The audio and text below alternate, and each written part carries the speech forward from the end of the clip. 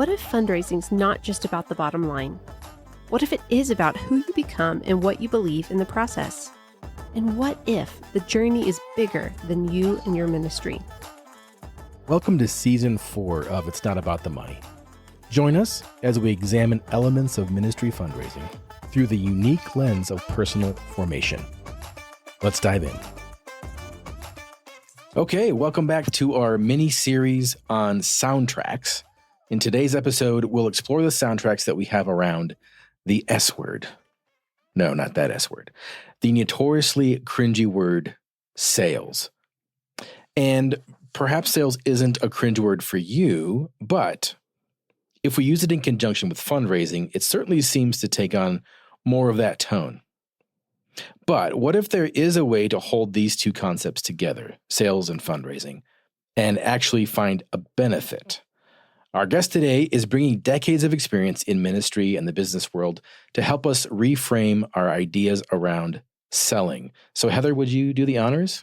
I will, Andy. We are joined today again by Bernie Anderson. And I say again because he actually joined us in Season 3 on a recap for the episode that we had with Amy Young. I think it was episode 29. We'll link it in the show notes for you guys. That's right. And fun fact, he and Amy actually currently co-host the Global Trellis podcast together, which is super fun. Yeah, we should link to that too. Yep, we will link to that because it's excellent. But that is just one of the many hats that Bernie wears. He also serves as the Director of Cross-Cultural Partnerships for Growability, is a certified Growability consultant, co-hosts the Growability podcast, and is a regional director for a global mission organization called New International. Bernie, we are certainly grateful that you have made time for this conversation amidst the very full plate I am sure that you have. So thank you so much for joining us. And could you just kick off this conversation by sharing a bit with us about your background in business, sales, and ministry? Yeah, no, thank you. Thank you for inviting me back. It's always fun. These are the fun things that we get to do, right? Is have fun conversations with interesting people. So I'm really glad to be here for that. I've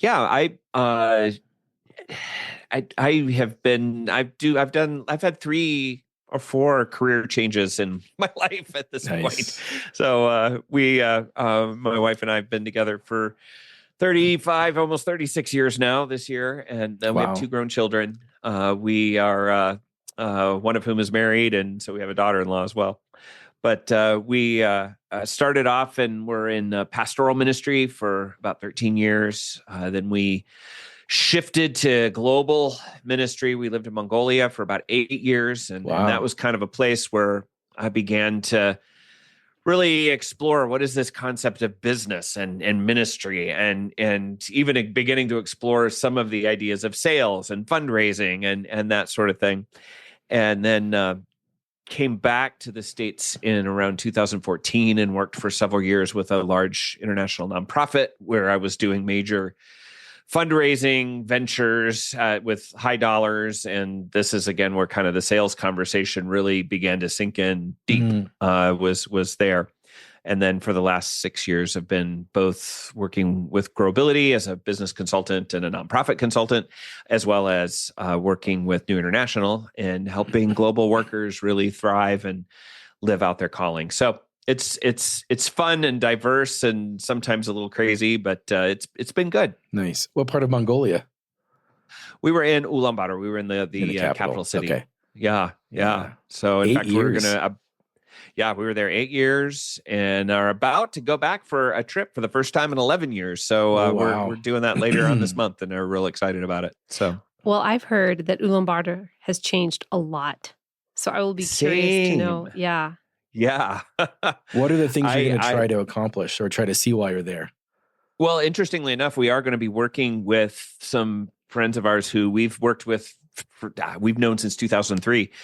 Who are currently, she's a nonprofit executive with a nonprofit there. And then her husband actually runs a business. And we're going to actually be having a conversation around growability and business development. And what does that look like in the Mongolian context, and trying to take some of the tools and resources that we use here to where they actually were meant to be used globally. So we're going to be working with them on some business development things as that connects to their own mission vision for the kingdom. So Awesome. yeah, Barney, Yeah, that we're is really excited. that is really exciting. Very cool. So, in the conversation that I referenced that we had with you last year, you made a comment that I found intriguing. You said sales is one of the most generous things you can do because you are helping someone solve a problem. Tell me more. Help us unpack that. Yeah, I'm happy to do that. Yeah, it's funny, Heather, because that is something I had to learn when having come out of the world of ministry. There is this mindset about sales, and that mindset is it's ick, right? Yeah. I mean, we think of sales and we think of, I mean, the used car guy, the guy that, I mean, I don't think people go door to door anymore, but we used to have people that would show up back in the day with, hey, here's a Kirby vacuum cleaner and you could get your house clean, or whatever. And we kind of, I think the mindset of, oh man, this just makes me feel like I'm trying to get money out of people or trying to get something so that for me, Yes. and the reality, the thing that I learned, and I particularly learned this after we came back to the States and I began doing kind of major donor nonprofit fundraising, is that this is a sales job. But it's a sales job in the sense not that I'm trying to just get money from people, but I'm wanting people to see that, hey, the value that we are providing for you is actually worth more than the money that you give to help, do this thing. And really, if you go and think about sales from that perspective, back all the way up, and think about the vacuum cleaner guy, right? Yeah. If the vacuum cleaner guy shows up and says, hey, this vacuum actually will make your house cleaner. This vacuum will actually help you not get sick as much because it's going to get up all of the dust mites that are making your allergies go crazy, and it's going to make your life better. And if I don't have that, then hey, you know what? It may be worth me giving you some money so that I can actually not be sick anymore, not have any more allergies, right? I think it's important to realize that when we come, and again, we can talk probably later about how this connects with donors and how that works out there. But when somebody offers a solution to a problem that I'm having, I am more than happy to give them money for that because I don't want to have that problem anymore. And so, and from that perspective, I see sales as actually being generous, because a good salesperson is going to have that mindset. And if somebody doesn't need, now, I mean, if somebody already has 4 good vacuum cleaners and they don't have any allergy problems, then you trying to sell them a vacuum is A, either not going to work, or B, you're going to have to be manipulative and icky to do that, right? Yeah. But the fact of the matter is that a good salesperson isn't going to manipulate. A good salesperson is going to give. And so it's the generosity of that to me is just a huge mindset shift. Yeah. And one little side piece to that as well is that it's also ultimately about relationships. Yeah. A salesperson who is good at what they do is able to come alongside someone and genuinely care about them, right? I mean, they're not going to necessarily have a long-term, let's go hang out get a coffee down the street or whatever, right? Right. But there's going to be a relationship and a rapport that is genuine and real and not fake. And so I think from that perspective, seeing sales as generous really changes everything in my mind. Yeah. There was a definition that you introduced to me a while ago, Heather, that at its core, sales was just simply moving somebody from one place to another or one position to another. Yeah, I think that actually came from the book by Daniel Pink, To Sell is Human. Yeah. Okay. And I would also say that great book. You know that book. Okay. Awesome. Yeah, great book. Yeah. Yep. We don't have vacuum cleaner salesmen here in Colorado, but I do see a lot of solar panel salesmen. Do you get that door to door? Yep, I absolutely do. Yeah.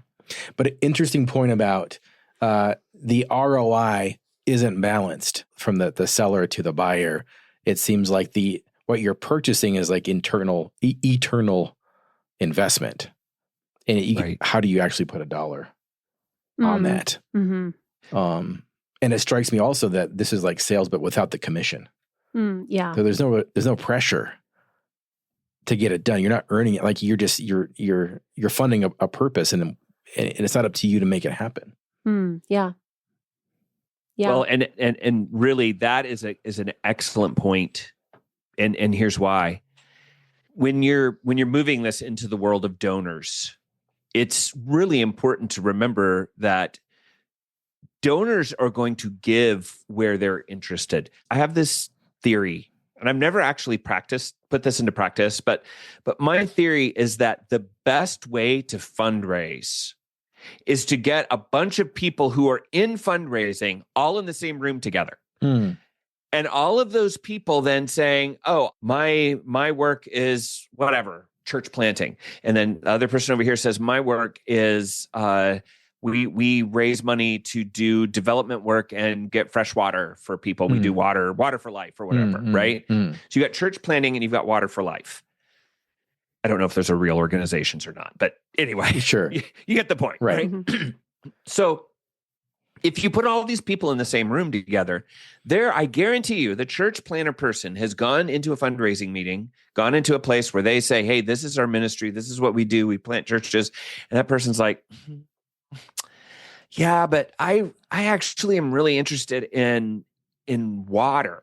I think that's a really, like having fresh clean water in places that don't have that. Yeah, clean waters. That's really what my passion is. I'm not really about church planting. And likewise, I guarantee you the water guy has been in a meeting and they're like, I really only give to church planting. Sure. You need to change. You need to come together and realize that donors are going to give to the thing they're interested in. So when you find donors who are interested in the thing that you're doing, you're not manipulating them. And your pitch, so to speak, is here's our ministry. Here's where we're making a huge difference in this piece of God's kingdom. And that donors, when you get the right one, they're like, yeah, I want my money to go there. It is something I want to invest in. And I know you're doing good work. And I know this is where I want my money to go. This is the thing that I'm wanting to do. So I think that is a really important point, is to, if someone is interested in another kind of ministry and not your ministry, be generous. Send them to somebody who's, hey, I don't do that, but I know someone who does. I recommend this organization or this individual or this person over here who's doing that kind of ministry. You guys should connect. That's great. Yeah. We're all on the same team. Yeah. Well, and I love that because it does not carry a sense of scarcity. It carries a sense of, wow, I'm free. This isn't mine to hoard. I'm going to pass this along. And honestly, as a person, I relish making connections between people that I think will find mutual benefit. It is one of my favorite things to see that happen. And Connector. I am a connector for sure. It's like on my LinkedIn profile. There you go. But yeah, Bernie, I think actually that's a really intriguing idea. What could it look like to connect and network with other people in support-based ministry to the end of connecting them to the people that they don't know? And yeah, that's really powerful. I'm gonna think about that. Yeah, and it makes sense. Like we're asking our donors to be generous. Why can't we be generous as well? It's a great question. Yeah, that's fantastic. I love that. Yeah. And I love also that it should never feel manipulative. It should never feel like you're trying to shoehorn somebody into, like, actually, my vision does fit your goals and aims. Well, if it doesn't, it doesn't. That's right. That's right. Yeah. And it's okay. It's okay. Everybody's different. Everybody has different interests and passions, and that's just how God's wired us, right? And so, I think that is, if we can be, I feel like if a fundraiser can be generous in their connections and their generosity, they're going to receive that back, right? I think that's a kingdom principle. I mean, give and it shall be given unto you, pressed down, shaken together, and running over. Right. And I think as we are generous in whatever way we can be, the generosity is it's going to come back our way. So I think that is an important principle for us to remember. Yeah. Interesting that scripture is what you just quoted, because I don't think anybody has brought that scripture up yet in the podcast, but this season, that's the second time it's come up, which is really fun. That's awesome. Yeah.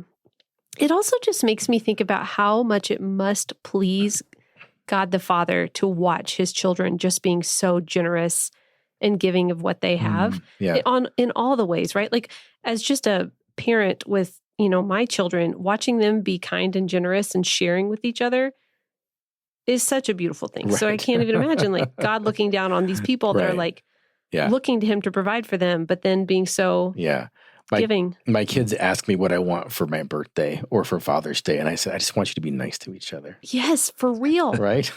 You're a dad, just right? Get along. Just get along. Yes, yeah. Thankfully, my children are both grown, and they're now kind of each other's best friends. And it's beautiful. Like, it's so fun as a dad to see my two adult children just loving each other, and watching out for each other. It's really good. Yeah. So I get that. I feel like I'm on the cusp of that, but we're not quite there yet. Yeah. Well, can we dial it in a little bit more? I don't know if you have anything more to say about this, but how would you say that sales principles can be helpful in support raising?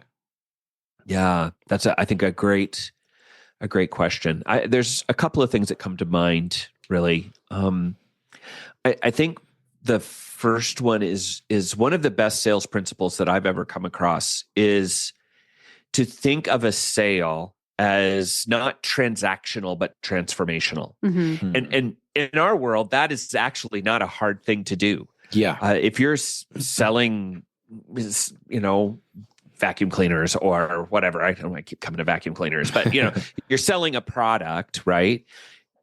And if you're selling that just, hey, you give me money, I give you product. Well, that's fine. And sometimes that works.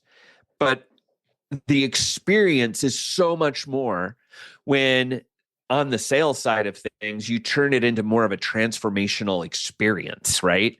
And so I think that when you go into an Apple store or go into some place where it's actually, hey, this is quite the experience that I am having right now. It's life-changing, right? Or if you go to a restaurant where you just have this over the top exquisite food, the service is fantastic. You have this transformational experience. Those are the ones we remember. Yeah. And so in fundraising, I think it's the same kind of thing, except we're already like on the transformational side of things. So if we think about our asks not as a transactional thing, hey, please support me, please, sir, may I have some more? That kind of like sort of mindset. No, this is going to change your life as much as it's helping us to change others' lives. I mean, it's a transformational thing. So that shift in thinking is really important to me. How can we as the recipients, how can we lead them towards transformation? I think that there are ways to do that when we are focusing on how. I think the focus has to be on how this ministry is actually changing not only the people here, but how your involvement, your partnership in this ministry also is going to change even the way that you think. So I think that, and it actually goes to another point that I think is important with sales principles is recognizing that like the best salespeople listen really well. In fact, I think it may have been Daniel Pink who said this as well. But that the best salespeople aren't pushy, but they listen more than they talk. Mm-hmm. And when you do that, when you give a donor the opportunity to tell their story, to tell why am I interested in this particular ministry, to ask questions. So many times, and I've had this happen to me when I've had people come to me and say, hey, I want to tell you about my ministry. Yeah. They sit down and then there's the spiel, right? Yep. And this is why like sales feels uncomfortable because they know I'm having to give the spiel.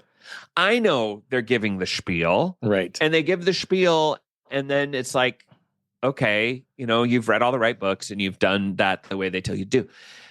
a better thing to do is to sit down and ask questions. Yes. Make sure So that those, true. come up with a list of questions before you come up with a written spiel, Love that's going to actually be transformative, because I, as a donor, am now going to feel listened to. I'm going to feel like, oh, like you don't just care about you and your ministry. You actually care about how this is going to impact me, Mhm. and donors love that. Like they Yeah. want to make a difference. Right. And so I think that's a big one in my mind. That's huge. One of the things that I tell our clients often is try to make it a conversation and not a presentation. Yeah. Right. Because it can be so easy to get into, again, your spiel. And sometimes even the donor's expecting that, hey, give me your spiel.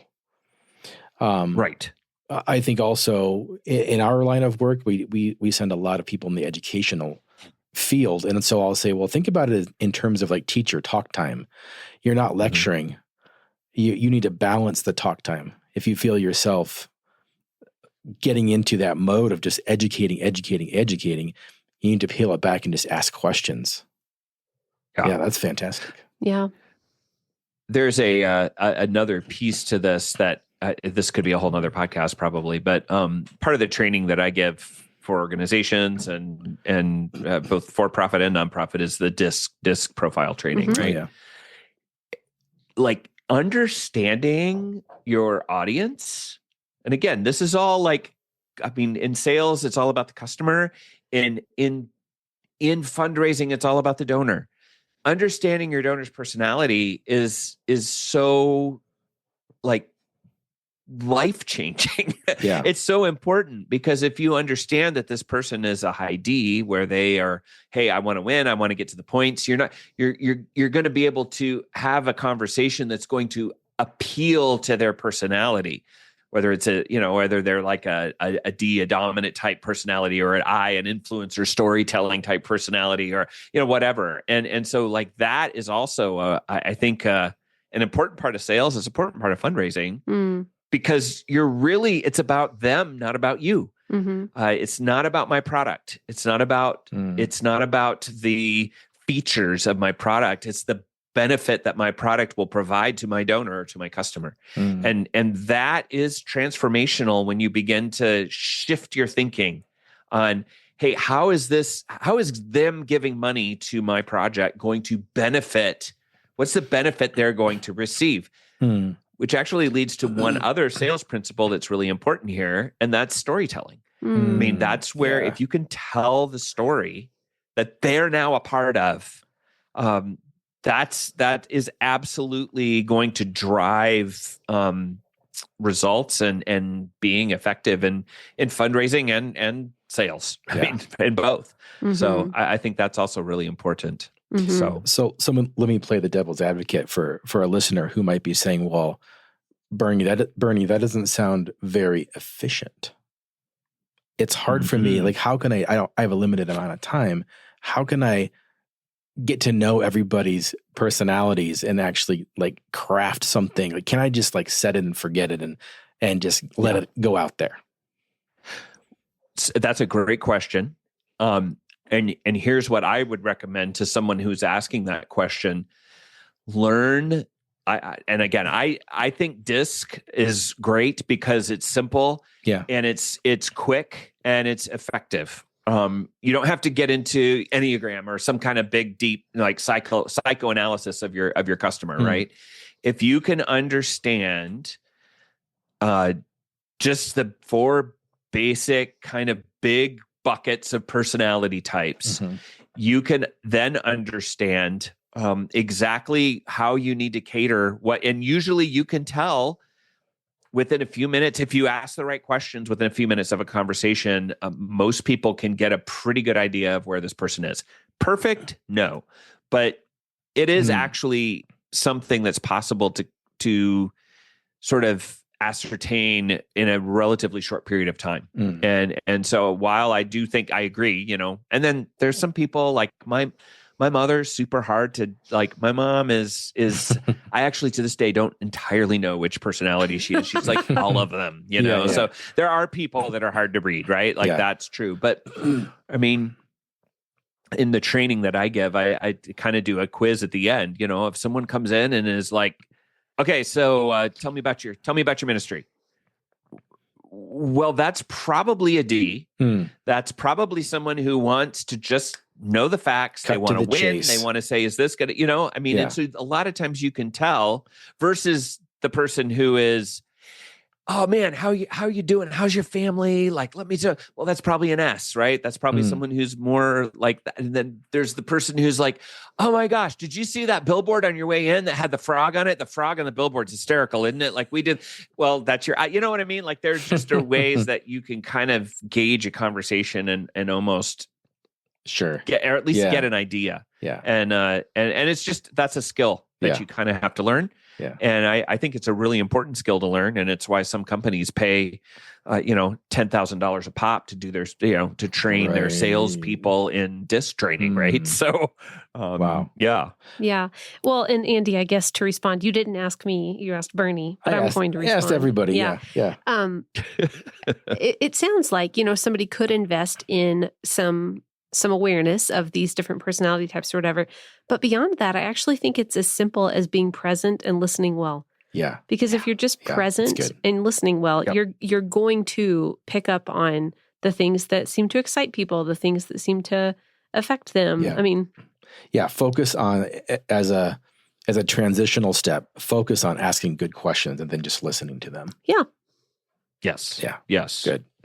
I think it's better to craft good questions than it is to craft a good presentation. Particularly in fundraising. I would spend more time crafting your questions and really coming up with good questions to ask donors, potential donors, and let your presentation. I mean, we do this and we do this. I mean, it's not hard, right? Right. But asking really good questions will allow you to cater how what you do actually impacts their lives. So yeah, I would just add that. Well, and questions enable people to access awareness of themselves and what they care about. Yes. They might not even know coming into your presentation, but you asking them questions kind of like awakens them to what they need to know or what they desire to see.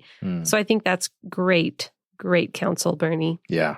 I think that this makes a lot of sense. But what if we have some people that are listening, some ministry workers that are hesitant, maybe even reluctant to embrace these principles or this way of thinking? How would you counsel them? I think that's a really good question. And I think, first of all, I think one of the reasons people are hesitant to apply sales principles, one is just fear of, I think they're just don't be afraid to be rejected. I had a pastor tell me this once, and I just was so appreciative of this. He would ask us to do something. This pastor, he would say, "Hey, would you consider doing this for our church?" And then he would follow that up by saying, "And remember, no is a gospel answer." And I always just appreciated that I can say no, and it's okay.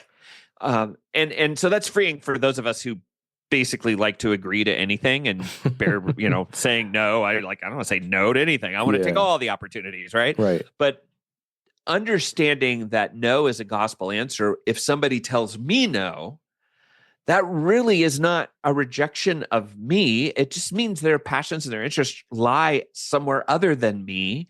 And if my mindset is, hey, this isn't about me anyway, then it's okay. Hey, where are you interested? Where would you give? And can I connect you? Again, going back to kind of that generosity thing at the beginning. So I think that fear of rejection is good.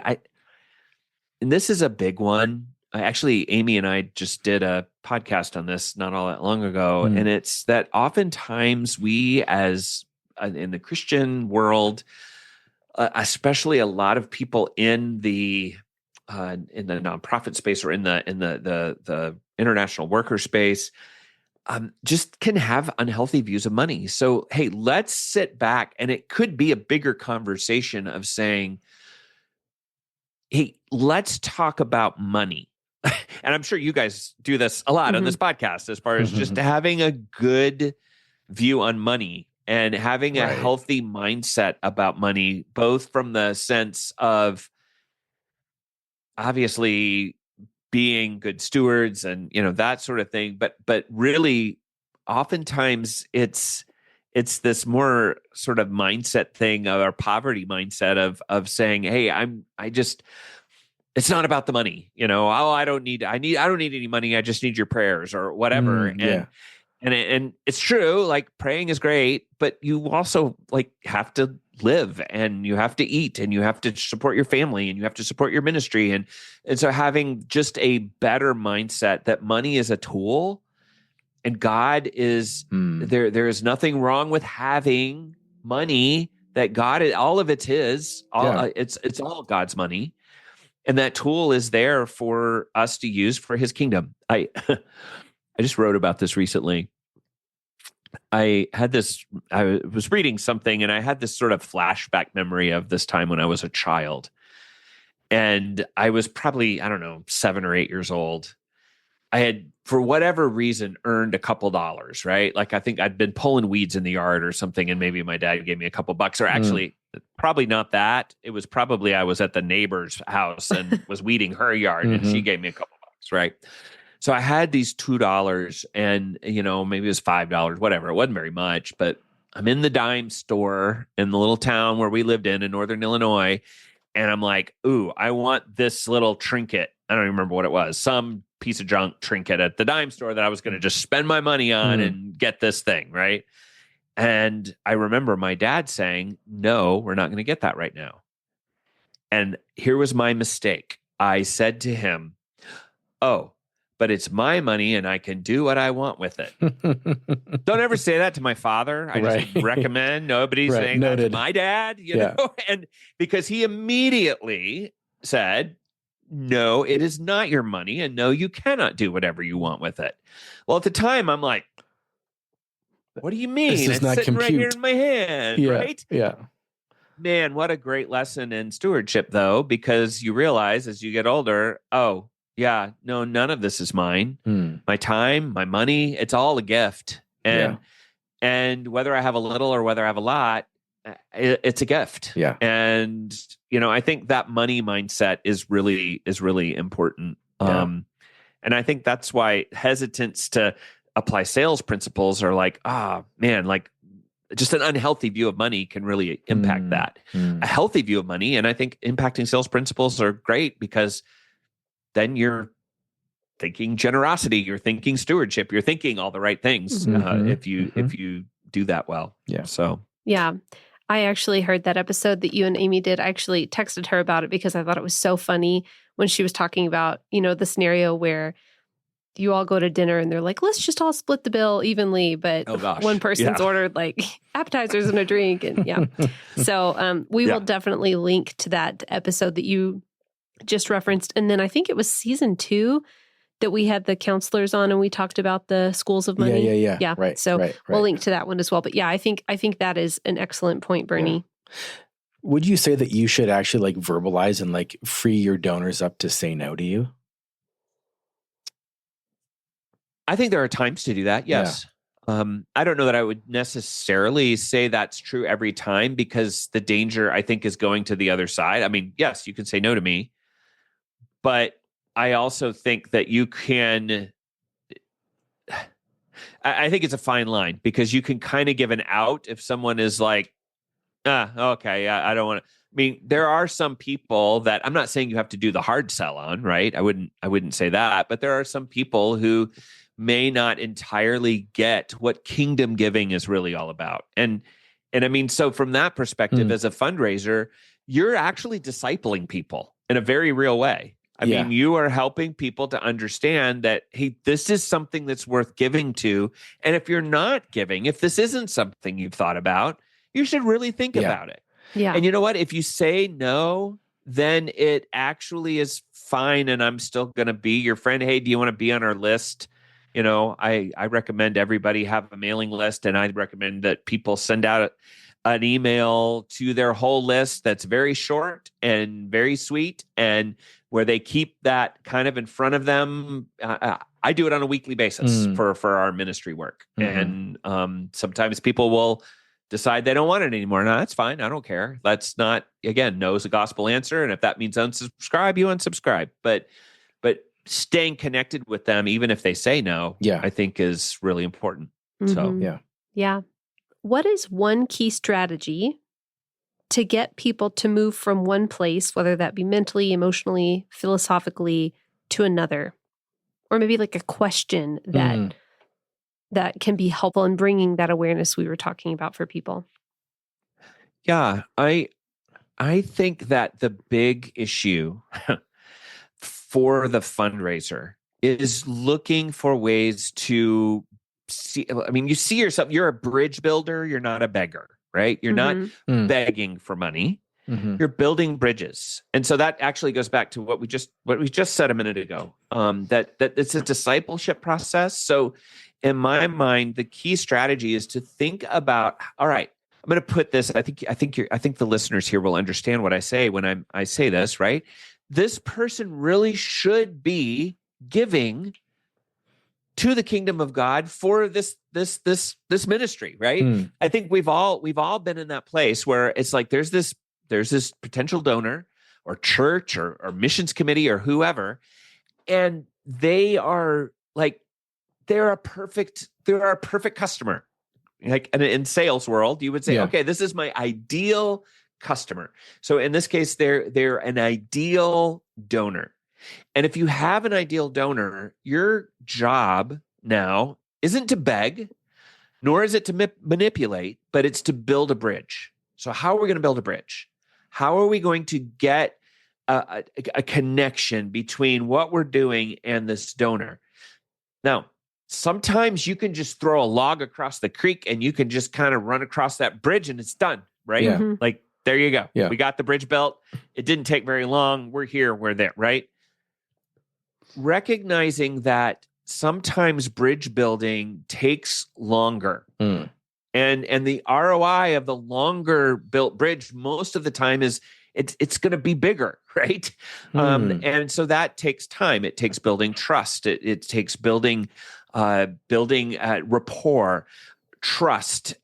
Like all of that has got to happen, and sometimes that will take longer. I find that working with churches, it just takes several times of meeting, of conversations, of getting coffee and hanging out and like building some rapport and some trust is really important. So the sales process is actually a process. So in one sense, and this sounds a little reversed, but when I do coaching and when I do training in sales for nonprofits as well as for for-profits, I tell them we need to build a sales process, right?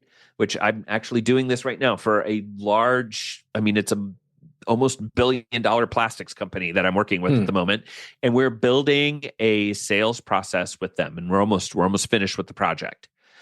Building a sales process the focus isn't necessarily focusing on, hey, what is our purpose here? No, you know your purpose. You don't really need to focus on that. What you do need to focus on is the process. You'll get to the end goal, but you need to develop a process and focus on what that process is going to be for your donor. And so in some cases, the process may be a cup of coffee and ask a few questions and the bridge is there, right? You've got the log across the creek. Yeah. For others, hey, we got to cross the Mississippi here. Right. We're going to be able to do a lot once we cross the Mississippi, but we got to cross the Mississippi. So it's going to take a bigger process and a more like kind of thought through process than it would for the creek in my backyard. Yeah. If that makes sense. What I appreciate about that is that we're always talking about how, fundraising is not a formula. There are definitely key principles and a framework that you will find. A bridge is going to have some key components, right? Yes. But they are going to look very different depending on what you're trying to go across, right? Yeah. They don't all look the same. Yep. So I think that's helpful. Yeah. And one other strategy in light of that too, Heather, is this. I think about going back to the rejection question that we talked about earlier.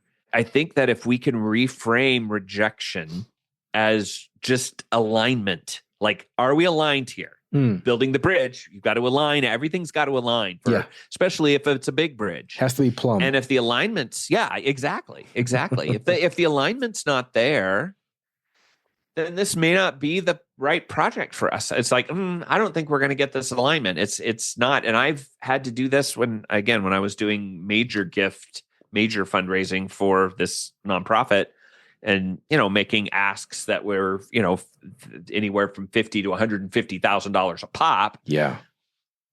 That's a big ask. That's a big bridge. I mean, and you have to make sure things are in alignment before you start making those asks. So it's not rejection. It's not, oh, they hate me.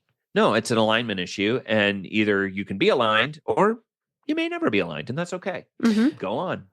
So what if somebody's just kind of casually listening to this podcast while they're doing something else, and they just hear, I need to have a process, but then they think, well, why do I need a process if I have the Holy Spirit?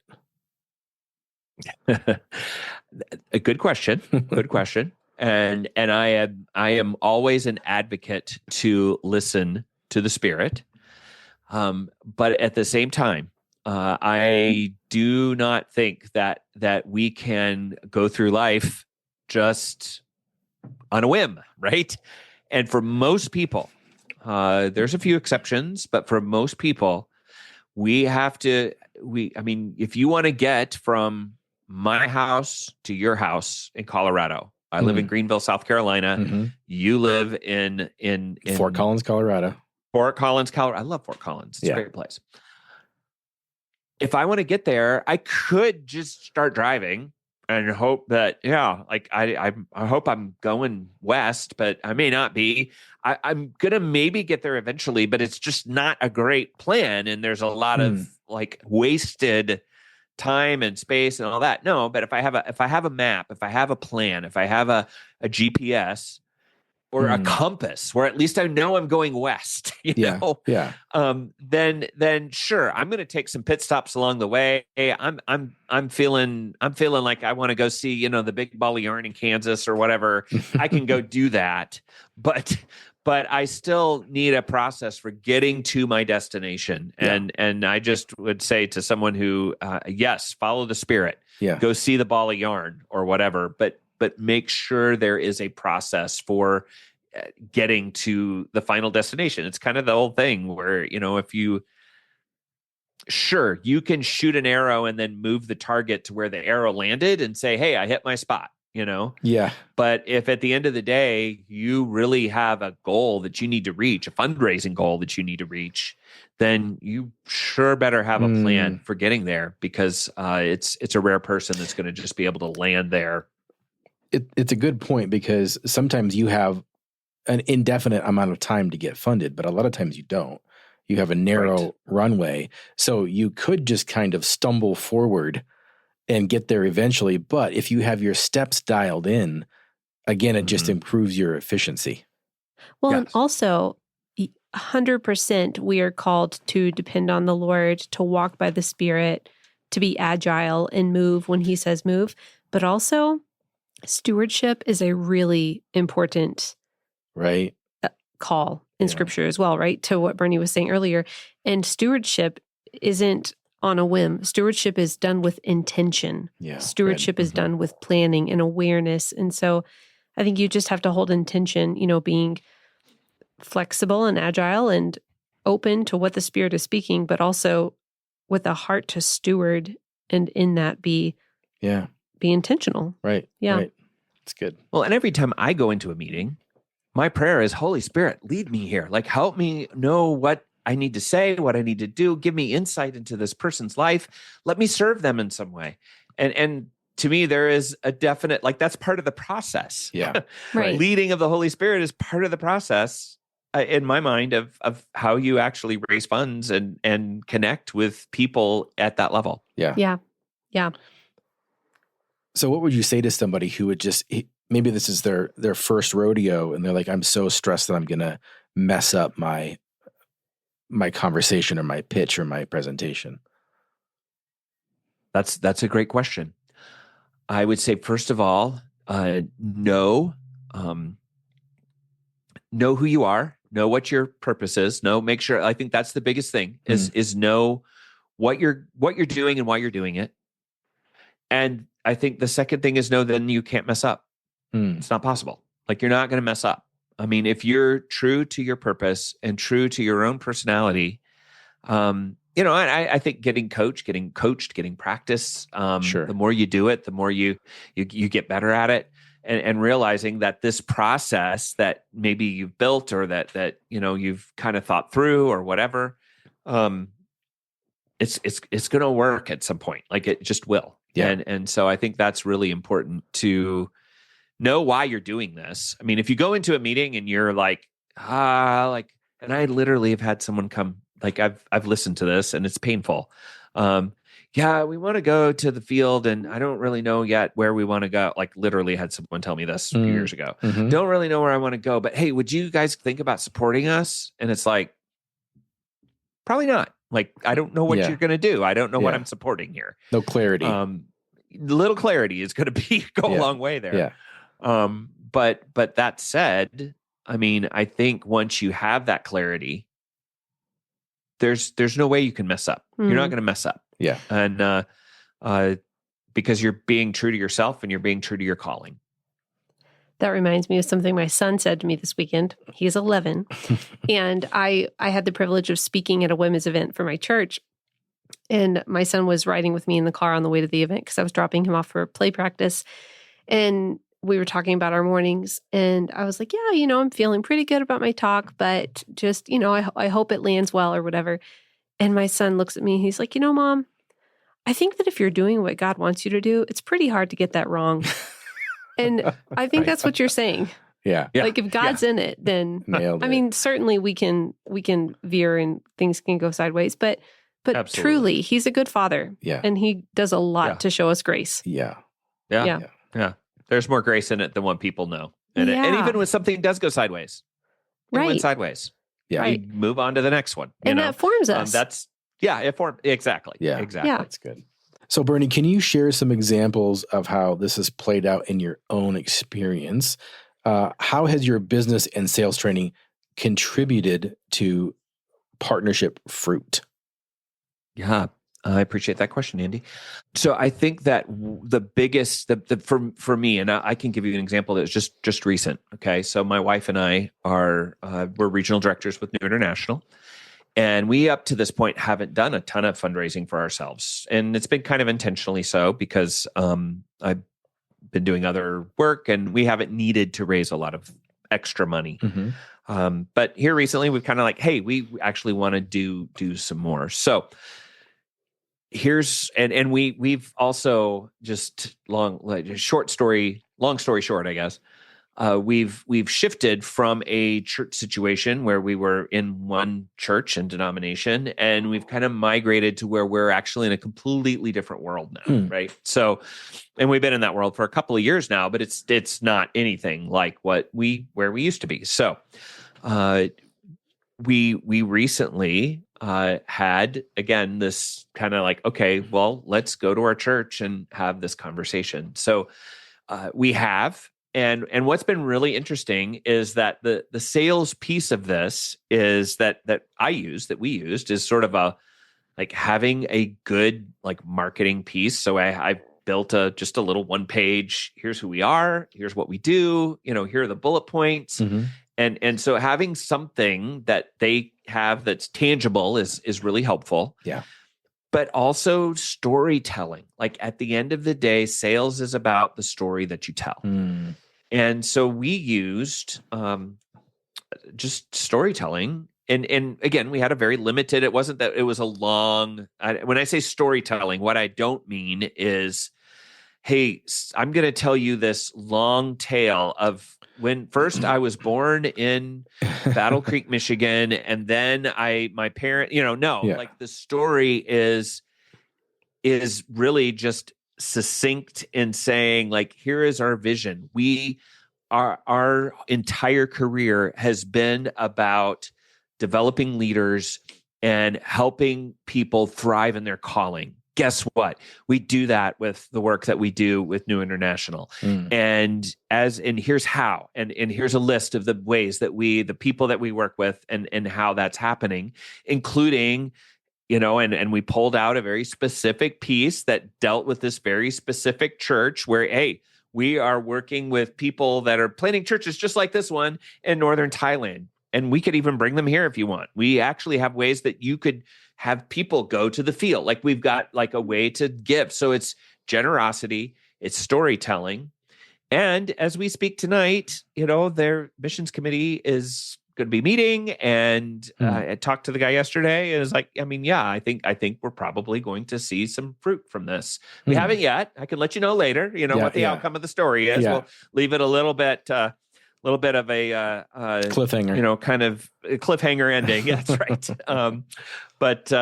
I do believe there will be fruit from this. And it's, I put that to really tangible storytelling, and being able to really talk about your purpose and what is the benefit that you have in partnering with us. Yeah. So, and that's exactly what we did.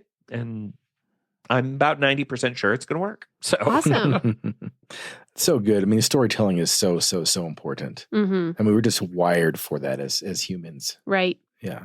Yeah. Actually, that kind of goes into the next question I have for you, though, Bernie.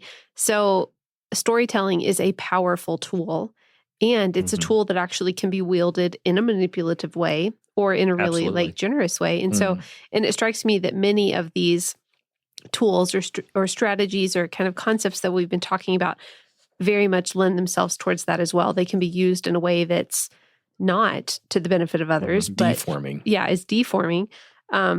I would love, can you give us a cautionary tale or an example of sales tactics gone wrong or misapplied? Yeah. I can. So I have seen this used improperly, and particularly we were on the field when this happened. And I can remember what happened was that our organization got connected with some kind of fundraising marketing company. Okay. And I don't even remember the name of the company and all that. But I remember walking into our field director's office and he's like, oh, this company sent us this like mock-up of this thing that we're going to use to raise all this money for some project we were doing, right? And he showed it to me and it was just full of like, hey, we are doing this and this and this. And I'm like, what? We are? And then he's like, we're doing this and this and this. No, we're not actually. We're doing also this. And then it was like, but yeah, kind of, but that's a little like disingenuous. And I can remember looking at this sheet thinking, okay, we can't use this in good faith because it's not true. Yeah. So, and unfortunately, this marketing company was able to talk that particular field into saying, oh, but this is how we talk to donors and blah, blah, blah. And it's like, I'm not comfortable with that. So, and it's for that reason that a lot of workers don't want to do like that's sales, that's why we're using sales company and we're telling people that we're, doing all this stuff that we're actually not doing. Right. And I think that, or it's aspirational. That was what a lot of this was just aspirational. Yeah. Hey, we are doing this. Well, we could be doing that maybe in 10 years, but we're not doing it right now, so to me, being disingenuous and being dishonest is never right. So I think that anybody who's fundraising needs to be honest with their donors. And honesty means, hey, this is what we're doing right now. Now, don't spend your whole time aspirational, like, hey, we want to do this and this and this, right? I think it's important for donors to hear what it is that you are actually doing. And then, sure, this is where we want to go. Help us get there, right? Yeah. But to say that you're doing something that you're actually not doing is, that's where it gets manipulative. And that's where I would never want anybody to, and I wouldn't want that in a sales situation either, right? Like if somebody's trying to sell me something, don't lie to me. Yeah. Mhm. I was, as a young man, was applying for a job. Wife and I had just gotten married, and I started working at this place that I didn't really like. So I was out, job hunting, and it was funny because at the time I still thought, this was in the late 1980s, early 1990s, and so I still thought you had to wear a suit to any job interview, even if it was like to a mattress store, right? So I'm in my suit and tie at this mattress store, and the guy is like, "Hey, yeah, I'd like to hire you. You seem like you'd be a good salesperson. Are you good to, like are you good for a hard sell?" Is what he asked. And I was like, what do you mean by that? And he said, like, if there is, 15 mattresses in the back, are you willing to tell somebody that, hey, there's only one left? And I just looked at him, you mean like lie to people? And he said, yeah. I said, no, I'm not willing to do that. So, the thing, and mattress companies are notorious for that kind of thing, right? But yeah, like that is not what we're called to do in the kingdom. That is not what we're called to do in fundraising. Yeah. So that's the opposite, right? Like you're losing trust. You're actually burning those bridges that you were trying to build. Yeah. And I feel like that puffery, that what was the word that you use? It's aspirational, right? Mm-hmm. Like that actually goes in the opposite direction. Because I think we've talked about this in the past too, that we want to go in the direction of sanctifying the mundane acts of faithfulness that we are a part of on the field. Like, I didn't baptize anybody in my bathtub, but I did get a chance to babysit my teammates' kids for a while. Yeah. And let's make those are the wins. And then we can encourage the people back home too, that, I can be faithful too. And these are all good things. Yeah. Right. Yeah. Right. Yeah. Well, and the storytelling piece actually, and going back to something you said earlier, Heather, like the storytelling piece also keeps us accountable. So we tell the story and we tell the honest story, but if it's kind of a thing where, man, do I have a story to tell? Like, do I have, like, what is it? So there's an element of accountability, not for the sense of performance, right? Like it's not so that I can perform or, do this thing where I make more money or whatever, but it is a sense in, wait, do I have a story to tell? What is the story I have to tell? And maybe it's a little bit different than what my donors are expecting. Well, that's okay.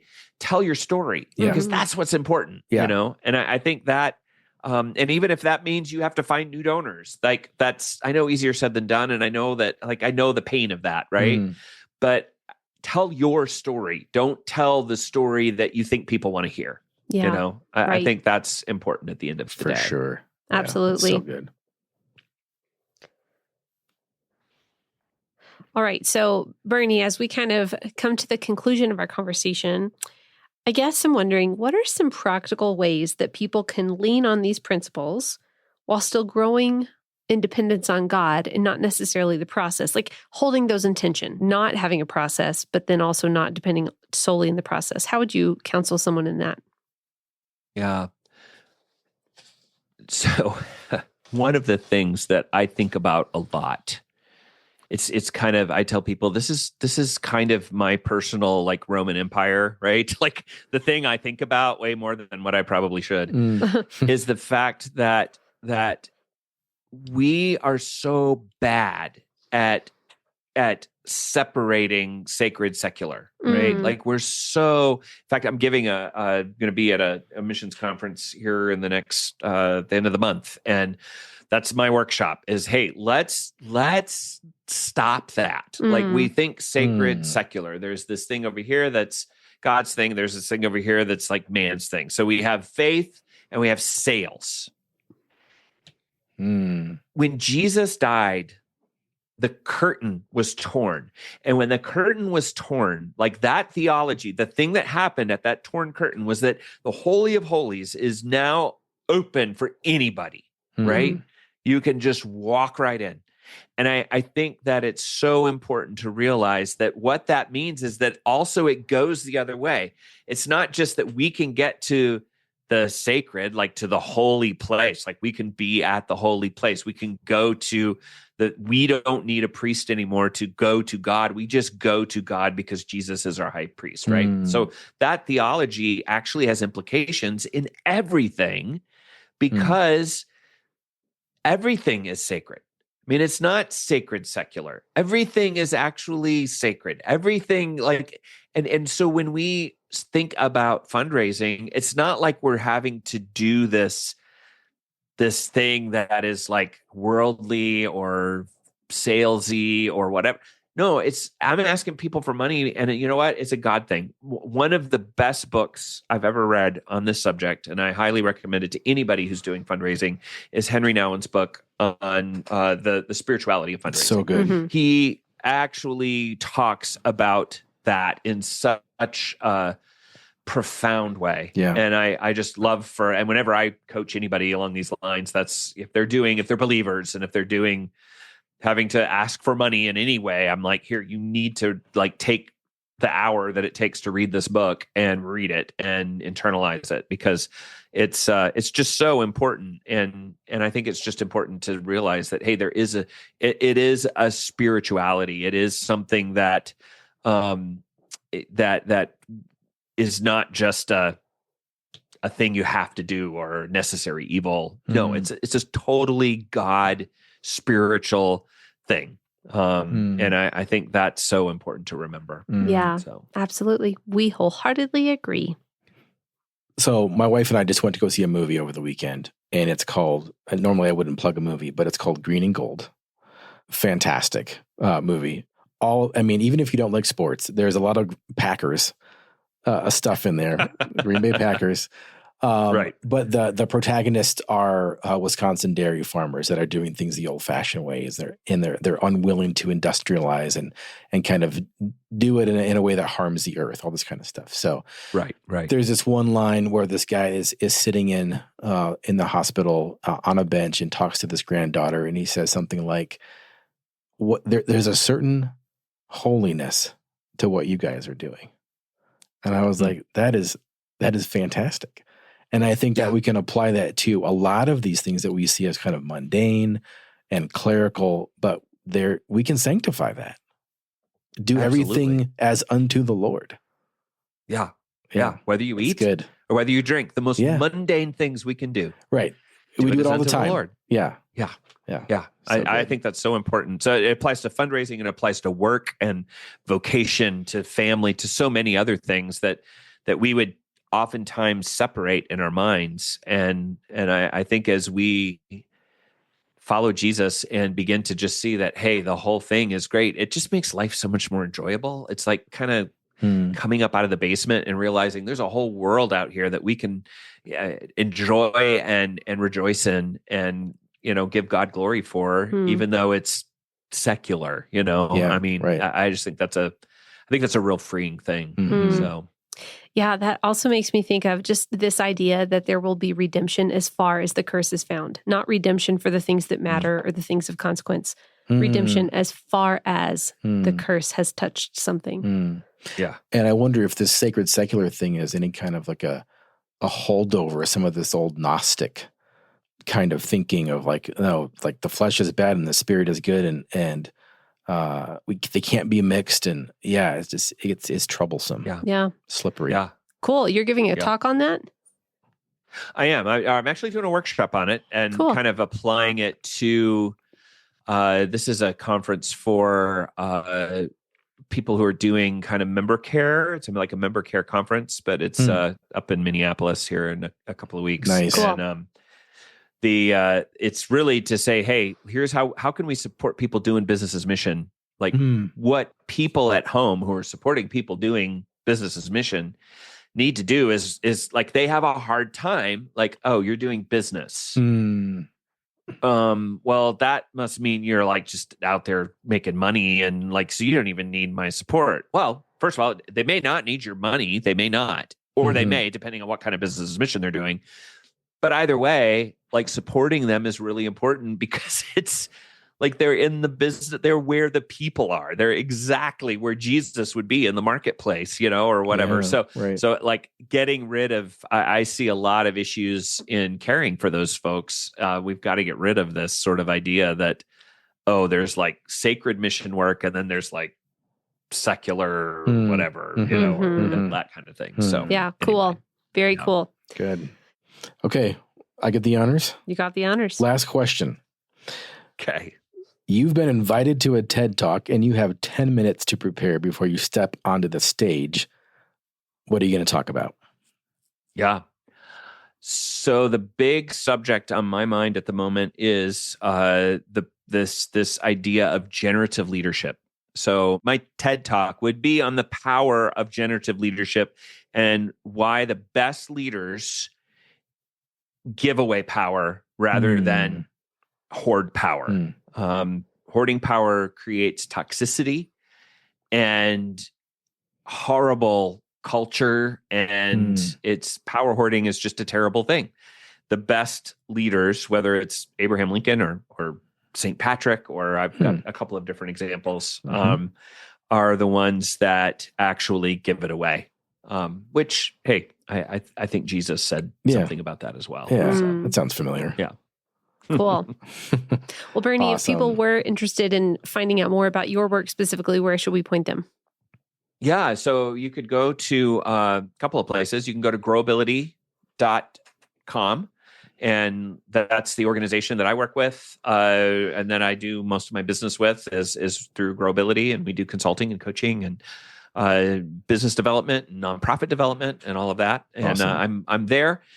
You can also reach me. I have a personal website. It's just bernieanderson.com, and you can go there, and I do some writing on there. And I have a weekly like Substack that goes out. That's just you can kind of get to it from there, and would love to have anybody of your listeners that want to join in that. So that would be great. But awesome. Well, thank you again so much for your time. Like we said before, you've got a lot going on, so we really appreciate your generosity in that. Yeah. Thanks, Bernie. Yeah, my pleasure. Thank you. It's Not About the Money is presented by Provisio Fundraising Solutions. Provisio equips support-based workers with flexible training, practical resources, and one-on-one coaching. Find out more at provisiofundraising.com.